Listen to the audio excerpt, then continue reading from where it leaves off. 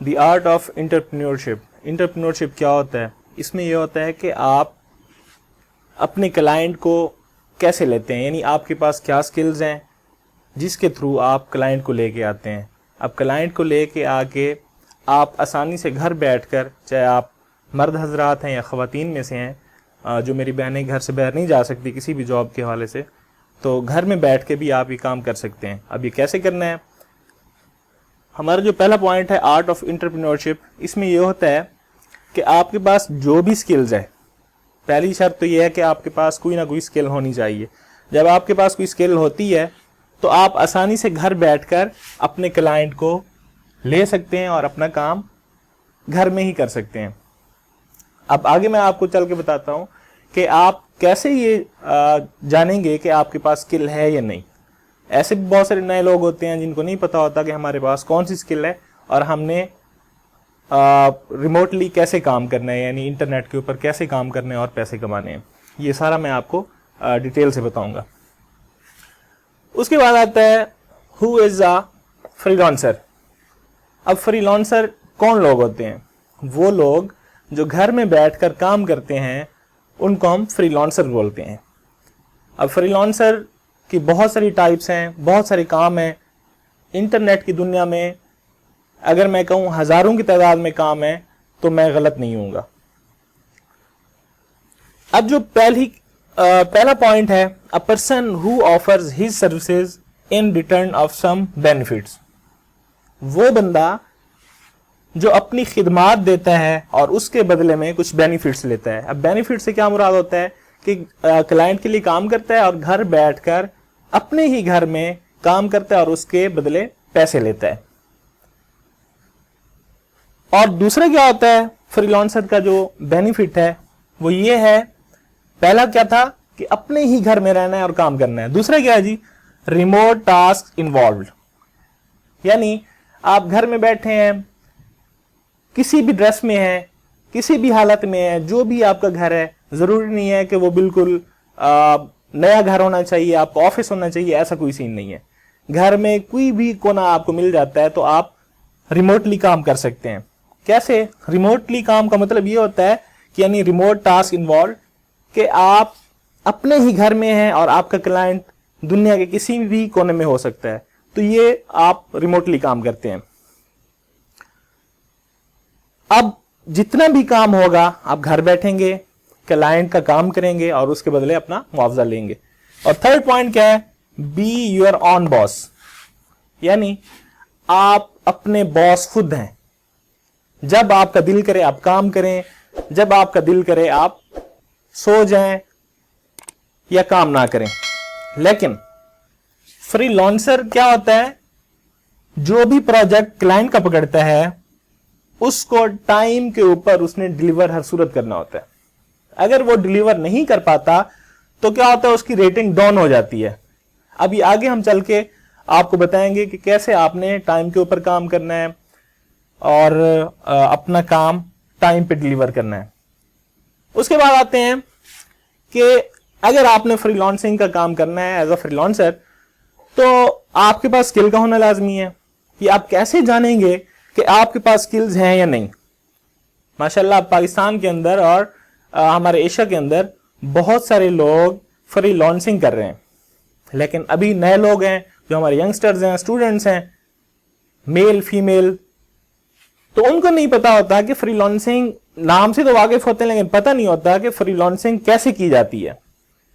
तो यहां पर हम बात करेंगे आर यू स्किल्ड, यानी आप कैसे मालूम करेंगे कि आपके अंदर कौन सी सलाहियत है, कौन सी स्किल है, आप क्या काम कर सकते हैं।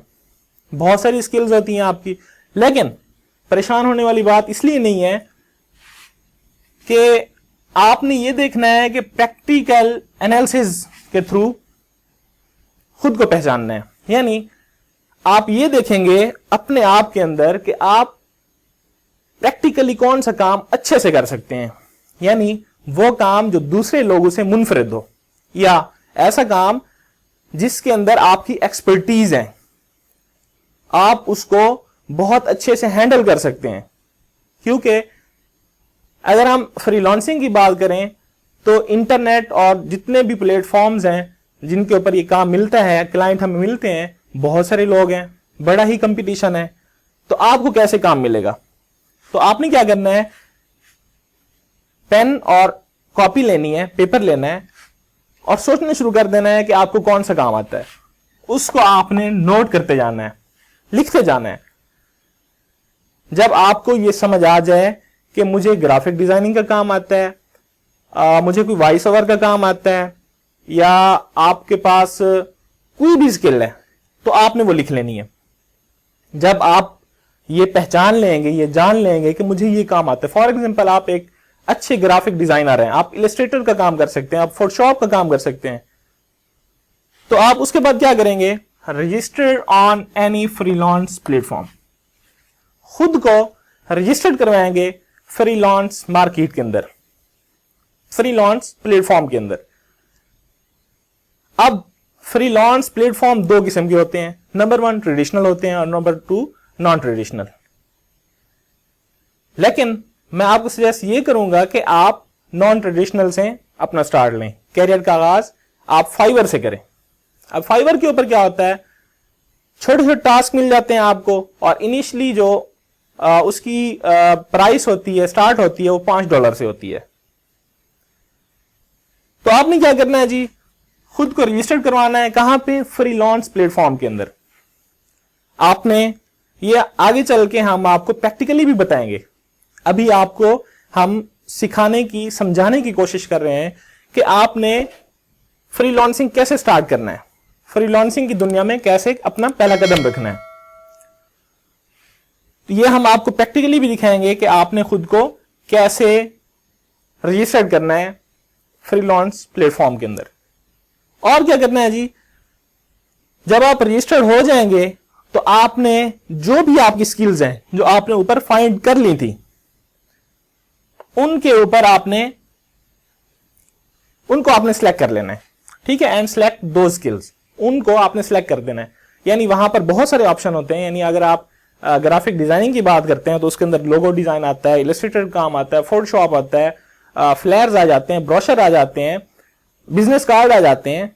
तो उसमें से हमने देखना है कि आपकी स्किल कौन सी है, हमने उन कैटेगरीज को जाके सिलेक्ट करना है। फॉर एग्जांपल ग्राफिक डिजाइनिंग के अंदर अगर आप अच्छा लोगो बना लेते हैं तो आप लोगो डिजाइन, उससे रिलेटेड जो स्किल्स होंगी उनको आप सिलेक्ट करेंगे। इसके बाद जी जब आप सिलेक्ट कर लेंगे, उसके बाद आपने क्या करना है, फाइंड प्रोजेक्ट्स एंड बिड्स या कनेक्ट्स। ये मैं आपको बाद में बताऊंगा बिड्स क्या होते हैं, कनेक्ट्स क्या होते हैं।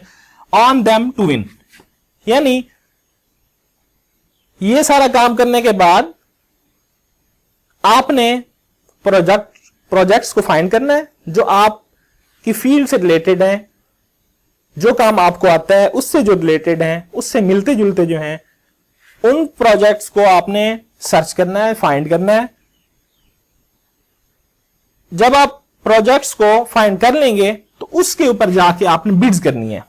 अब बिड से मुराद ये होता है कि आप क्लाइंट को कन्वेंस करने की कोशिश करते हैं कि जनाब मुझे ये काम आता है और मैं आपके लिए बहुत अच्छा कर सकता हूं, यानी ऐसा कर सकता हूं जो बाकी और कोई नहीं कर सकता। For example,